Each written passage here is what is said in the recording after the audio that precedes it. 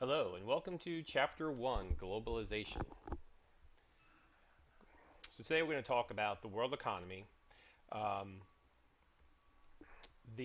introduce the concept how the world has moved from a large number of mostly self contained economies to a highly integrated um, cross border trade and investment world where no economy stands by itself. They're interconnected throughout the world. Um, how lowering trade barriers and barriers to investment help to speed up and integrate the global economies. Um, Talk about the $4 trillion in foreign exchange transactions that happen daily across the world, and the $18 trillion of goods and $4 trillion of services being sold across borders. So this is just an idea of how big um, the international global economy is.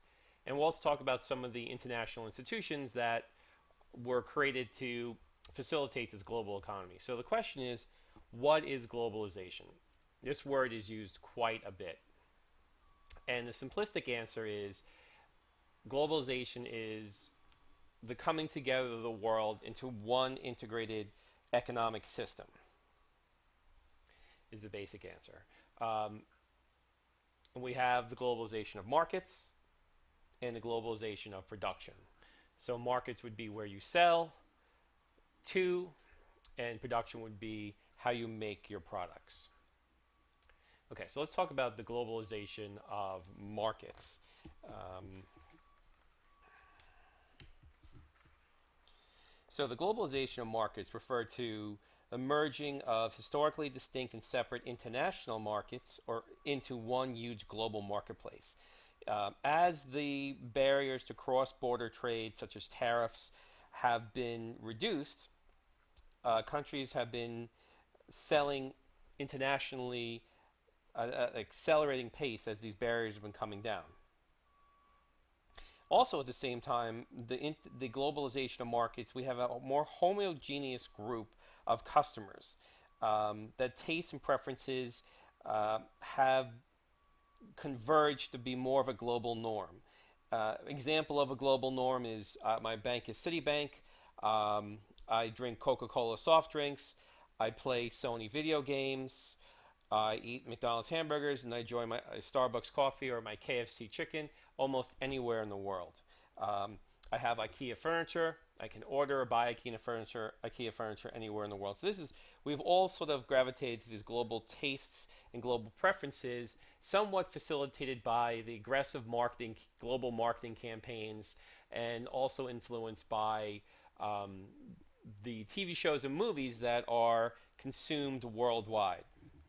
Just looking at China alone, they had a box office under 100 million not too long ago, total annual box office, and now they're over $1 billion in annual box office receipts. So, um, just to show you how countries have been, markets have been opening up. China used to be a particularly tight market for film.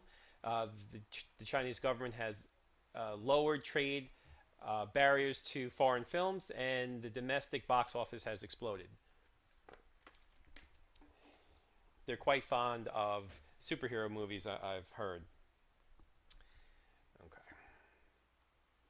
Uh, here's an idea of pictures of Starbucks across the globe, where Starbucks is an international globalized brand that was able to convey this idea of a coffee shop from Washington State uh,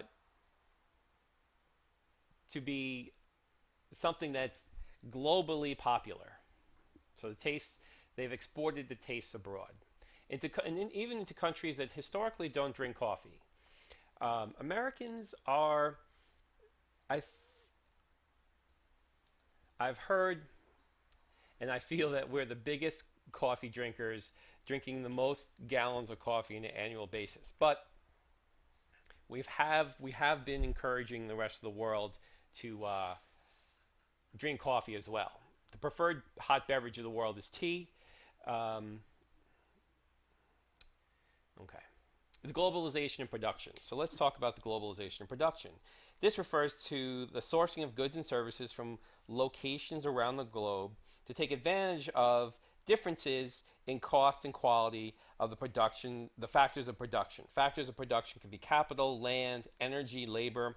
And by doing this, companies lower their overall cost structure by moving the manufacturing plant to where the energy is cheap or where the labor is cheap. Buying raw materials from a market where the raw materials are less expensive. This kind of thing. If you look at a company like Boeing, who traditionally did everything inside the United States, um, they made this new plane, the 787 Dreamliner, which was going to be a world plane that had a greater range and reduced fuel consumption and increased passenger capacity. So, in order to build this plane with as much of today's cutting edge technology and advanced materials, um, like nanocarbon fiber hull and things of that nature, they broke the plane up to be manufactured in many countries and in many companies around the world. And here's a map where they show you all the different um, colorings of where the plane, different parts of the plane were built by different companies around the world to make it a truly international, globalized plane. Now, of course, by doing this, it's a more operationally difficult task than making everything in their um, plants in the United States, but with the right coordination and facilitation, they can make a plane at a lower cost with higher quality and better, more advanced materials and electronics. Okay. Let's talk about some globalized institutions. Um, we started with an institution called the General Agreement on Tariffs and Trade, GATT, and this quickly became the World Trade Organization. You may know it from all the news footage videos of people protesting it anytime they had a meeting. There's also the International Monetary Fund, which has been in the news lately with the European situation and different countries defaulting on their monetary systems. So these, we're going to talk more about these in a minute. Okay. We also have the World Bank, the United Nations, all built to enhance the global community and increase economic development and peace. So, as far as international trade, this is pretty basic. We all know that it's just trade, exports of goods or services to consumers in another country. Foreign direct investment, however, it occurs when a firm invests resources such as capital or money in business activities outside of their home country, such as Apple outsourcing the manufacturing or of their components um, to a factory that they may have financed or built. I'm not sure if they do that, but definitely a company like Honda or Toyota makes a foreign direct investment from Japan into the United States and build manufacturing plants inside the United States that builds Hondas and Toyotas, and that would be a better example of foreign direct investment. Um, okay. Of course, in the earlier part of the 19th century, there were many barriers between moving money between countries. Countries were very keen on controlling exports, imports, and the flow of money between countries. And this depressed the world economies. After World War II, the Western economies began to remove these trade barriers to investment and let money flow a little bit more freely around the world. Under the GATT agreements, they're trying. 100 companies negotiated to lower tariffs and make significant progress in increasing international trade. The World Trade Organization, which is the predecessor to the GATT, continues this work to lower trade barriers and enforce trade laws internationally. So their goal is to cut tariffs on not just industrial goods, but services and agricultural products as well. And believe it or not, the agricultural products seem to be the hardest tariffs to agree on, which is left a lot of meetings unresolved by the World Trade Organization over this fight of agricultural products. Now, if you lower the trade barriers, you get closer to a one world market, uh, and you're able to move the production activities to where they make sense to lower the cost of the products. And this led to an increased acceleration of world trade and investment since the 80s up until today. Some of the results of all this additional world trading and investment in um, export and exchange of goods has been lower prices for Americans on a lot of products, such as PCs. The price of PCs have gone way down. Some of that, not all of it, but a lot of that due to international manufacturing. The, the price of clothes, television sets, all inflation adjusted or lower based on the better redistribution of uh, production and labor across the world. Now, technology, since World War II, there's been a major push and a major investment in technology. Two the largest factors of why so much technology was developed in this time frame. One was the Cold War, so both United States and Russia were funneling huge amounts of money in their research development into technology. Um,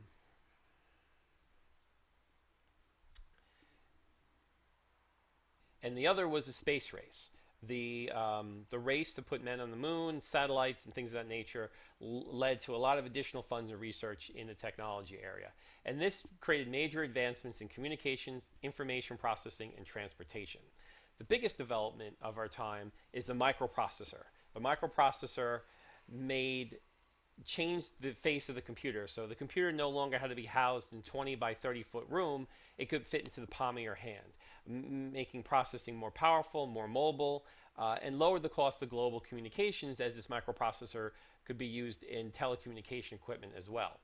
And um, also paved the way for the personal computer, which led to the internet, which web-based transactions are a 2.3 billion um, with 2.3 billion internet users in 2011. It's a 202 billion dollar international business. Um, Now, the advent of the microprocessor and the advanced communication and electronics materials, they're able to develop more efficient aircraft, freighters, um, with the advent, additionally, of the containers, the containerization on freight ships. They've been able to greatly increase the amount of goods shipped overseas and lower the cost of the shipment. Okay. So the impacts of technology and globalization of production, of course, one, lowered the transportation costs.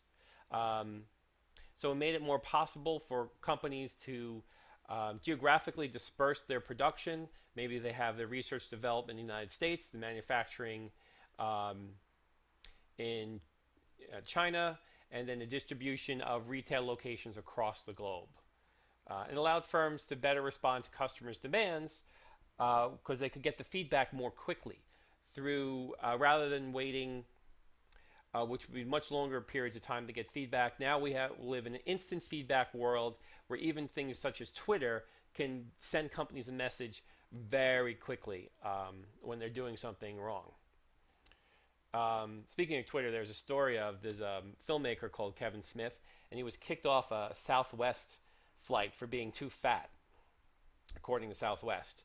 Um, and so he's waiting for the next flight where he had to buy two tickets. So he starts tweeting, and he has over 2 million followers.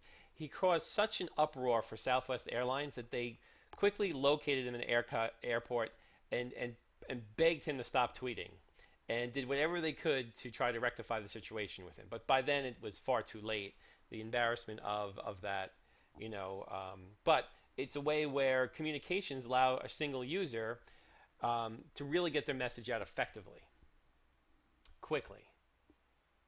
As far as marketplaces, the lower cost of communications networks helps to create these, electronic global marketplaces, primarily through the internet. And the lower cost of transportation enables firms to more efficiently create global markets and facilitate the movement of people and the convergence of consumers' tastes and preferences as we're developing this global advertising and world market of goods And here's a couple of brands that are internationally recognized. And if you look at the whole advent of technology and applications for phones, this has opened up a huge world of new opportunities and new ways to connect to customers and even buy and sell goods through these apps. Okay, let's take a step back and look at the demographics of the global economy. In the 60s, the US dominated the world economy. World War II, all the major world economies were crushed and decimated by war and bombing. The United States was primarily left untouched, at least the continental United States. So we had a majority of the world's factories, we had the research development, we had a huge amount of workforce. So we dominated the world's economy in trade and the world in foreign direct investment. The U.S. had the most number of multinational enterprises dominating the world business and moving their brands into international spaces. Um, Now, the one limitation of this era is that the communist countries are off limits. So the Western international businesses weren't really able easily to get into the communist world. But that, of course, has changed today, where um, the world is business oriented, the ideologies are more tolerant of international trade and exchange. So in the 60s, the US had almost 40% of the world's manufacturing. By today, we only have 23%. However, the size of our economy is so much larger today than it is in 1960. We're still manufacturing um, just as many goods that we did back then, but now we're serving a much larger world. So the total output of manufacturing goods hasn't shrunk as far as physical objects, but the percentage certainly has shrunk as we have we have total dollar a bigger amount, but a smaller share of the world pie. Um, so developing countries all experienced a similar decline because we've had a rapid growth of China, India, Brazil, and in some cases Russia in some industries. And the U.S. is likely to further decline as the world becomes other countries in the world become a lot more um, modernized and compete at a much higher level. So that leaves a lot more new competitors for American companies around the world.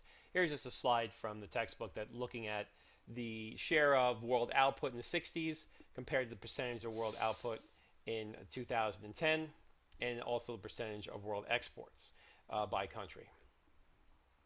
And you can see that as a share or percentage of world exports, China is number one in that area.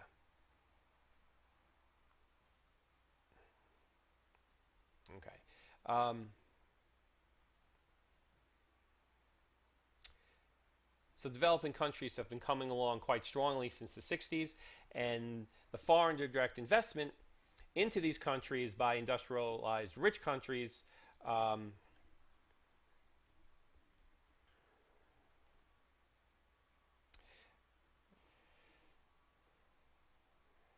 right. Now, the typical flow of capital is the cross-border flow of this money from rich developed countries of the West, say Europe, United States, um, goes into the developing countries to establish business partnerships, factories, um, and investment in their infrastructure. And this helps these countries to become more competitive, for the industrialized companies to make their products more effectively, and helps to employ and generate wealth in the developing world, which in turn generates a whole new base of customers.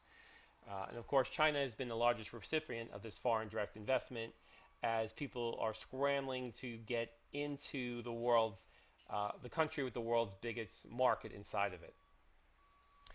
Here is the changing um, picture of the foreign direct investment. You can see how in the 80s the United States dominated, but as time progressed, we have a lower percentage of the picture as other countries have picked up a lot of this direct investment. We did have a slowdown after a stock market crash in 2000 after a huge run up in the 90s, but that towards the end of the decade it started to accelerate again. Another recession lowered but we'll see another acceleration over the next couple of years as that recession tapers off.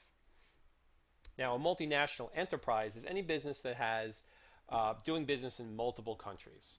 Um, so since the 60s, there's been a huge increase of multinationals. Um, and since the advent of the internet and the lower transaction and shipment costs, there's been many um, small to mid-sized companies who have become multinationals as well. So it's really the technologies has destroyed a lot of the barriers that kept some of the smaller companies from being able to take advantage of the international production and sales.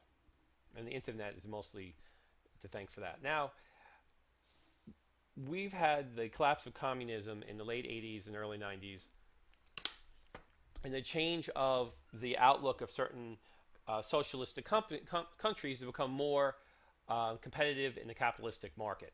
So export and investment opportunities opened up. Development in China increased. The free market reforms in Latin America and South America opened up new sources of raw materials and production and cheaper labor. And this led to the much more integrated economy that we enjoy today. So companies have a lot more opportunities to take care of. There are still some political and economic disruptions that occur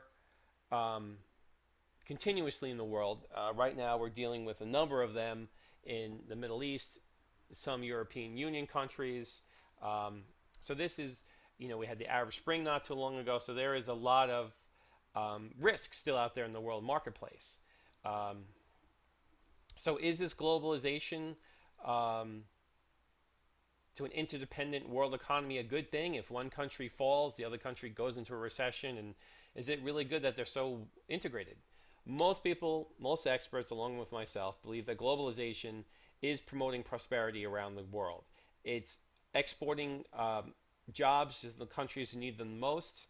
It's lowering prices for goods and services for the wealthy countries, and it's helping the world become a fairer place as far as the availability of an access to jobs and money and products and services.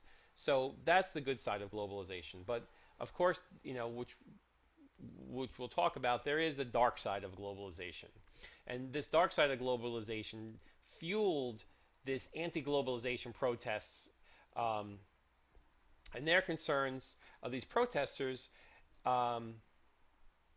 is that this globalization process is creating poverty and is creating an unstable environmental world, increasing greenhouse gases and global climate disruption. So they feel this globalization is a bad thing for the world. So one of the big critics about globalization is that the advanced economies are losing jobs to lower wage nations. So manufacturing jobs in the United States have gone to Mexico and China and other parts of the world. But other jobs have sprung up in its place. More higher paid, higher skilled jobs have certainly come up to replace a lot of those manufacturing jobs. But if you live in a town where the main manufacturer closed down and there are no jobs, you don't really see that benefit. So since jobs have become more mobile in this globalized world, certain pockets of communities and towns of the world are going to have a real issue with some of the job loss. But in order to get that advantages of production, goods and services, the way they're manufactured, jobs are going to have to move around so they can be produced the most effectively and most efficiently. So if you're an economy that it makes more sense to import what you can't easily make and export what you can easily or bountifully make, it's going to make your economy a lot more effective.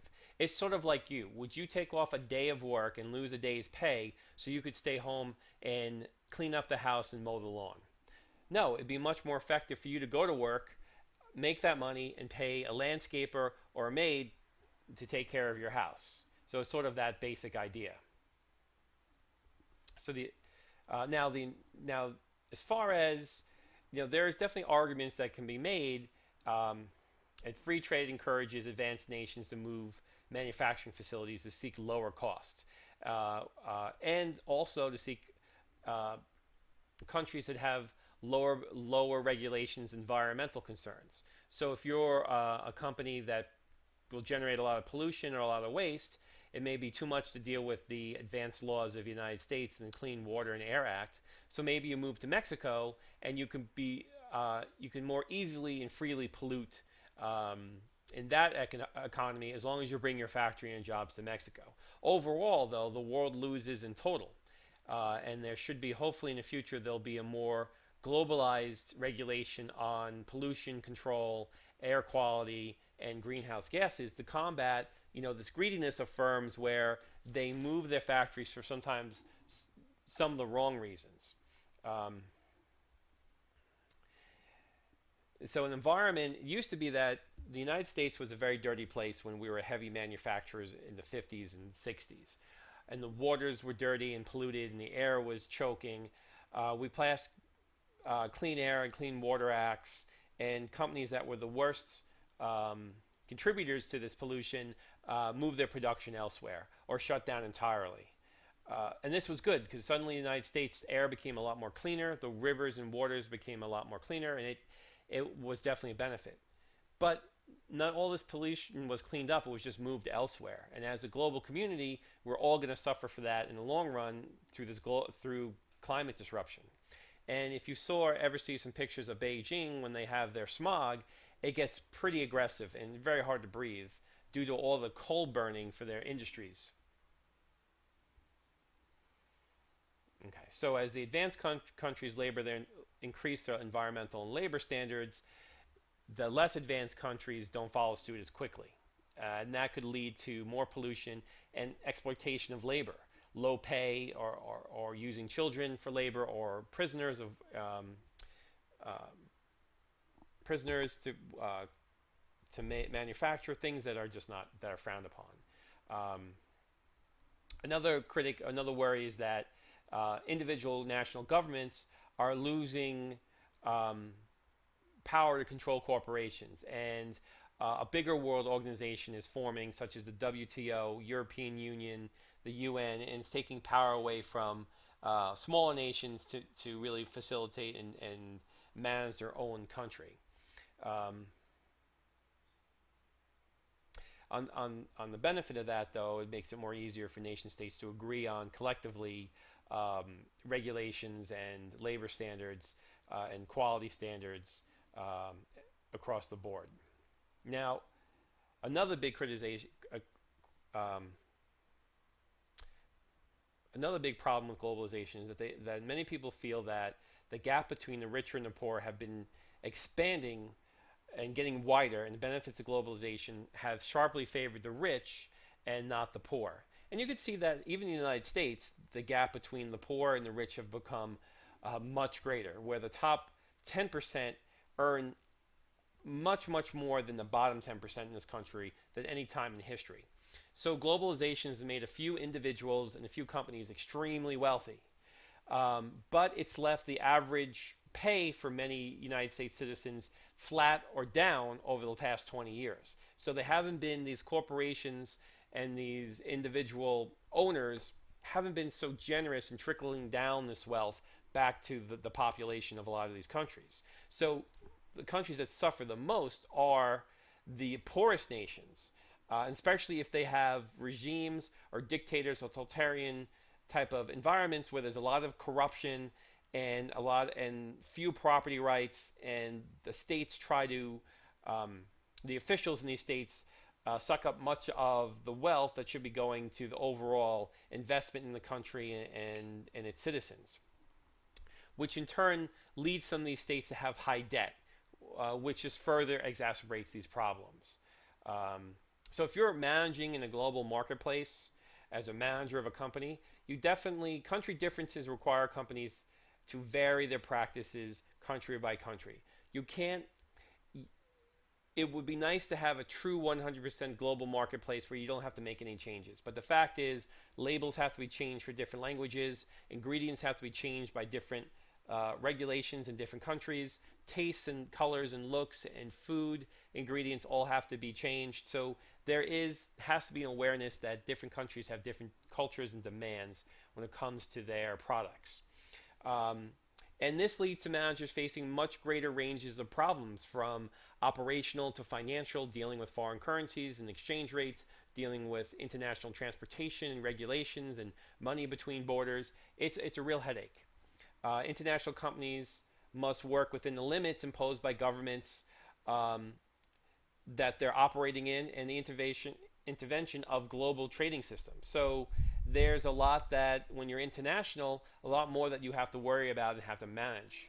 Um, and I mentioned this before, but the international transactions um, do leave companies susceptible to exchange rate risks, where the money that they invest in foreign currencies to invest in a foreign country and the money that they may bring back in profits may change as the exchange rates between countries vary greatly. Okay, so that's the end of chapter one. Sort of a short chapter, just a big overview of what has happened in the world. And to sum it up, basically the world has changed a great deal. Um, we're a much more integrated world economy, and the corporations and managers who can take advantage of that the most wind up creating superior profits and superior um, growth for their companies. But all this growth in the world does come at a cost. If you think about all the billions of people in the world, where really less than 20% of them, of the total world population, owns a car, owns a house, has a TV set, a washing machine, everything that a population like the United States, the majority of us enjoy greatly is our homes and our vehicles and our electronics and computers and TVs and printers and everything that we buy, we consume at a very high level. 5% of the world's population, the United States is about 5% of the world's population, but we consume 20% of the world's goods and services. If everybody had this American lifestyle and everybody in the world had their own house and car and electronics and appliances, is there enough resources? And would all this extra demand create a huge amount of inflation? These are questions that we're going to have to deal with in the future, especially as commodities and energy, fossil fuel energies decline. We're going to have a much greater strain on our world economies to continue this rapid growth that we've experienced over the last 40, 50 years.